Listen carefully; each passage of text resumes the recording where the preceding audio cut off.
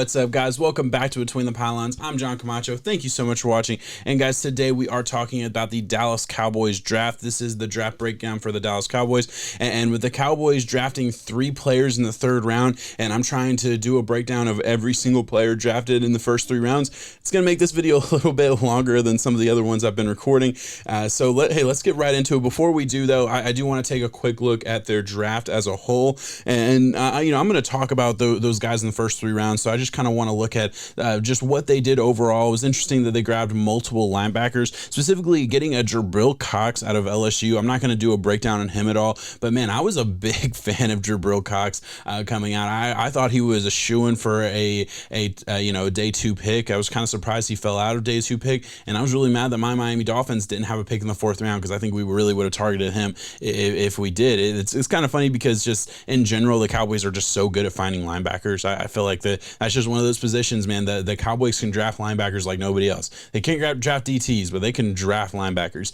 And they got a couple good ones here. I'm a big fan of Jabril Cox. And, you look at their draft board overall, they really obviously had one thing in mind when they went into this draft. We need help at defense. That defense was terrible last year. And yeah, they took a couple offensive linemen too, specifically a Josh Ball, who used to play for my Florida State Seminoles before he ended up having some issues there and moving on. But that's like a highly touted recruit out of high school that he could end up being something there coming out of Marshall in the 4th round. And beyond that, hey, just defense. That was the move there, and that was the only thing they worried about with their first 6 picks. And really the value of this draft altogether for the Cowboys is some really, really good defensive talent there. So let's get right into it. We got to talk about Micah Parsons. Before we look at the player, I do want to take a quick look at the trade here, just to do a quick trade breakdown here. Obviously, they moved down 2 spots and just to acquire a 3rd round pick and really, nothing changed on their board at all. That was just essentially a free 3rd round pick in my book. Obviously, they were just in a good position. Both the cornerbacks I think they were probably targeting went off the board at 8 and 9.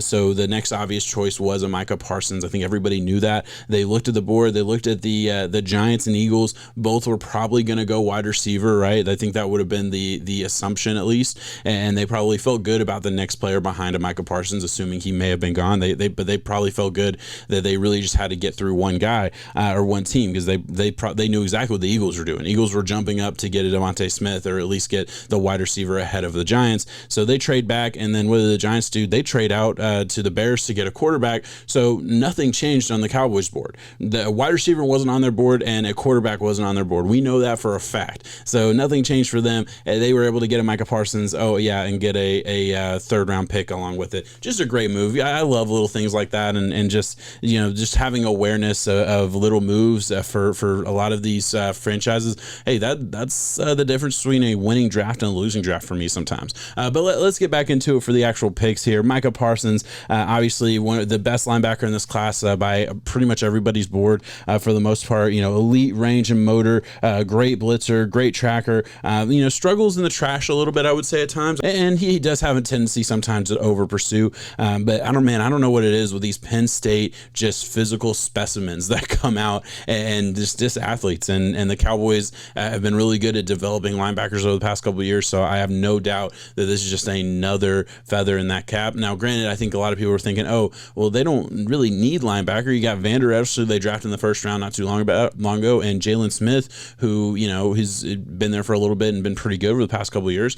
I do think you go back and watch some of the film. I would say linebacker was not their issue, but they definitely had some miscues here and there at the linebacker position. But either way, there's nothing wrong with getting another linebacker to add to the mix. And then obviously a Jabril Cox, another guy who can run and tackle and is going to be playing fast on that Cowboys core. And really, I think they're trying to build their defense with that linebacker core. I think they want to have guys in that middle of that defense that can run and that can hit and that can be dominant. And I was a little bit surprised that they didn't value maybe more size at the defensive tackle, but we're going to get to it. They drafted a D tackle later. We'll talk about him in a minute. Before we do, we got to talk about cornerback, which was a huge need. It's been a need ever since Byron Jones went to the Miami Dolphins. They went and got a Kelvin Johnson out of Kentucky, cornerback, 5'11", 197 pounds. You can tell this style of corner they like. They want a guy with long arms, good length, can play that boundary really well. He's really, really good in zone. and I don't know if you can trust him in press right now, and he's not like a special tackler. Look, they have Dan Quinn as their D coordinator, right? Now, it'll be interesting to see. I'm not sold on the whole Dan Quinn bringing the Seattle defense to the Cowboys. I don't know, like, is that what they're doing? Because Dan Quinn, it didn't work out very well for the Falcons, and I know maybe that's like an antiquated way of thinking, but I don't know. I think if that's what he's doing, I would hope he has like some revolution. I would hope he's kind of updating that defense a little bit and not just going to sit in that cover 3 press bail all game. That would be surprising me. But with all that being said, yeah, this Kelvin Johnson kid, he fits cover 3 press bail. Long corner who can sit in zone and play, but you're not going to ask him to play a ton of press man. And really, I think that was like one of the bigger things that I came away after watching him. Like, okay, I don't trust him in press. I don't trust him man to man against some of these SEC wide receivers, and then in turn, obviously NFL wide receivers. So that was like my overall assessment. It'll be interesting to see what this defense really wants to do schematically. I'm going to be so intrigued. Those first couple weeks, I can't wait to do some like film breakdowns on the Cowboys defense, because like stuff like that is really interesting to me, especially for a team that is making the change at the defensive coordinator spot with an ex-head coach and Dan Quinn. Moving on, the next player they get, and a guy that was really interesting pick, defensive tackle out of UCLA, Osa. I'm not going to try and say that last name. I'm sorry. I don't want to butcher it. Look, good first step. Can turn the corner pretty well if he wants to play that edge rusher position, or that defensive end. He has a high motor, a little bit of a tweener prospect, not enough power to get off blocks and things like that was certainly an issue for me. My biggest thing, and just like, can Cowboys fans, if there's any Cowboys fans watching that like has an answer for this question, because I don't know the answer, what is it with like the Cowboys and liking smaller defensive tackles? Like, I really thought coming into here, like, I thought it was going to be like a Tyler Shelvin, just a big ugly out of LSU. I thought it could be like an Aleem McNeil out of North Carolina, I think. Yeah, he went to the 3rd round. I thought it was going to be one of those type of guys, like just a big hulking man that could kind of plug up some holes on the defensive line. But I mean, again, they go back to the well. I feel like they've done it so many times in recent history with just like these smaller defensive tackles.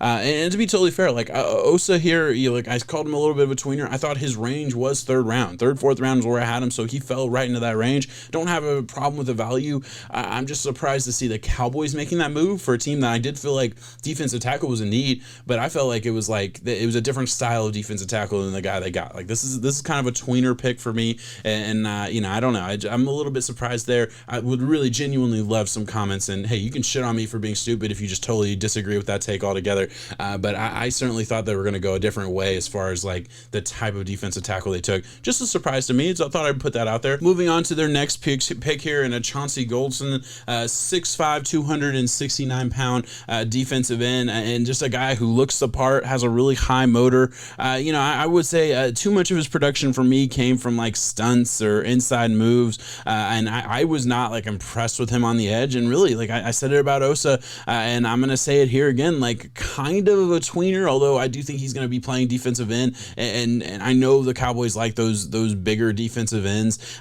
for the most part, so like I guess I get it, but just another guy where it's like, okay, probably too big to be just a pure defensive end, but too small to play at that 3 tech at the inside defensive tackle spot. I don't know, another guy where it's like, okay, I'm gonna love him on these like odd fronts, and if Dan Quinn ever wants to get a little unique as far as the way they like to line up defensively on the defensive line and with their linebackers, hey, they have the personnel to do a lot of really unique things. Like, I can think of a lot of like fun stuff that they can do on that defensive line front and really mess up some offenses there. I would love to see something like that, but Dan Quinn wasn't really known for a lot of like variety in the way they play defense for the Falcons, so I'll be interested to see on what they want to do there. So I mean, again, I'm just spitballing here. I'm just kind of throwing out some of my thoughts on like the way the Cowboys are going to want to play that defense, and I don't have the answers there. I'm just very genuinely curious to see that, and look, there's a possibility that like Dallas fans are watching this right now and just saying, he's a fucking idiot. This is what they're going to do. This, and this. And hey, if you're thinking that, just leave in the comments. I'm genuinely curious. Like, I'm not trying to shit on the Cowboys at all. I'm just wondering what the plan is with some of these defensive linemen that they're grabbed.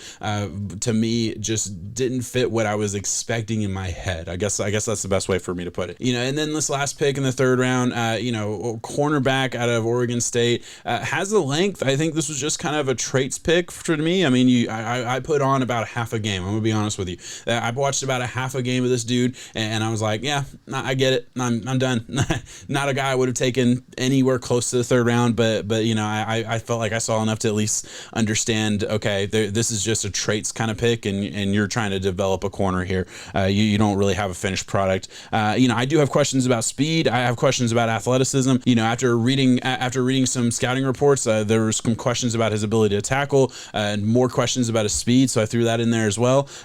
Very good length, improved every year in college. That was something that came from some of the research I did on him. Apparently he has, grown as a player, and hopefully he can continue to do so. And he does fight for the ball. Like, if he is in position and there's like a 50-50 ball, I mean, it doesn't get caught a whole lot in college. So that's a positive thing for sure, and something you can certainly work with. And like, that's 6'3", 183 pounds, definitely has the tools to be a pretty good player at the next level. We'll see what happens there. I think most Dallas Cowboys fans and everything that I've seen from my research preparing for this video was that, like, it wasn't a pick that was super favored by a lot of fans. And I understand why. I wasn't impressed when I put on the film just for a couple minutes to prepare for this video. I didn't see it, and maybe they'll prove us all wrong there, or at least me wrong for sure. But guys, let's move on to some of my final thoughts for the draft. Let's bring up my best and worst move. My best move was that trade down in the first round. To me, you look at what they did. They essentially got a Micah Parsons and a third round pick for free. All right, and I love things like that, like just that understanding of the board, understanding of a way to manipulate the board in a way where you lose absolutely no value at all. The two picks that went ahead of you did not affect your board in any way. So I know, like, they were going to take Micah Parsons at 10. They ended up getting him at 12 and getting an extra third round pick in return. That's just awesome value, and I love things like that. And just bravo to the Jones family for making a move like that happen. My worst move, listen, I came away from the third round being really unimpressed. I really was, and I don't know any other way to say that. I actually really like Osa, so like as a player himself, I'm not giving a bad grade on Osa, and really even Chauncey Golston. He was one of like the last guys that I feel like I watched in this entire class. I saw him in that third to fourth round range. I saw both those guys in that third to fourth round range. I didn't get the fit for this team, and again, I kind of hit that pretty hard, so I don't feel like I need to repeat myself there. But that was just kind of like my raw reaction. And then obviously I'm not a fan of the cornerback they got out of Oregon State. So that was just, meh. Overall, third round, yeah, that was, I feel like their worst round and one of their worst moves. But let's get into the player grades, and I do my grades a little bit different. I break it down into three different categories: players, draft value, and needs. So we're going to break it down here. The players, I'm giving it a C-. I wasn't super impressed with some of the players they brought in. The reason it's not lower, yeah, you did get a Micah Parsons in the first, and I loved Micah Parsons. I did think he was a top 10 pick. Would have gone top 10 if they weren't able to trade down and still get him. And to me, like the reason this isn't a D, really what pushed over the edge is I think the value you got in the fourth round with a Jabril Cox, I thought I had a chance to go second. I really did. Maybe I was too high on him. That just could be a little bit of misvaluation on my part. That's just totally fair. But hey, this is my video and this is my grade on the players, so I get to have my little opinion there. So yeah, that C-. Listen, obviously we know some of the negatives I had on it. I don't want to harp on that too much, but overall, I think you got some starters here and you got some players on that defense. My grade for the draft value overall is a B-. First of all, you're gonna get a bunch of points for that trade in the first round, which I already mentioned a handful of times. Also, like I appreciated that the Cowboys came into this draft knowing, okay, we have a lot of needs. We are going to trust our draft board. We're not going to stress out about going up and spending a lot of capital on on a couple different players. They had a lot of draft capital in this draft. I feel like this is a team that said, okay, listen, we are okay with the fact that we don't have as much, knowledge about this draft as usual, and this is kind of like a weird situation. A lot of teams were trying to trade out and get as many picks for next year. This team said, you know what? No, we're going to treat every single one of these picks as lottery tickets. A 6th round pick this year may have been a 3rd round pick in a normal year if we would have had all the testing and all of these other things, and players would have been able to play a full season. You never know. I'm not saying that's the case, but you never know. We see things change so often on a yearly basis. You just never know. I feel like some teams were looking at this draft as a total lottery ticket, and they took a lot of picks, and they had a lot of tickets in this class, and hopefully they hit on a couple of them. And I certainly think no matter what, their defense got better over the weekend. So you have to take that for what it is. So over just draft value as it is, that's a positive grade. And then needs, you hit an A+. They targeted their needs.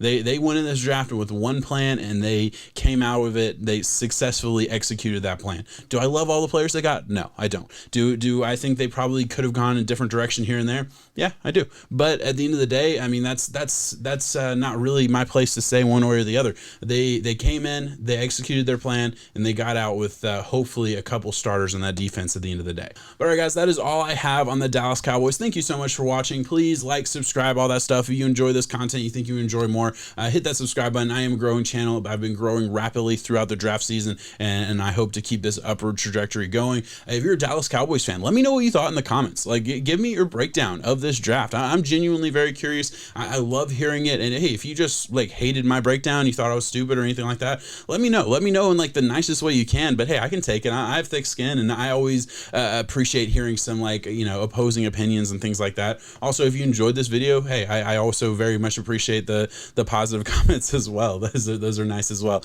Guys, anyway, I'm gonna get out of here. Thank you so much for watching, and I'll catch you next time. Peace.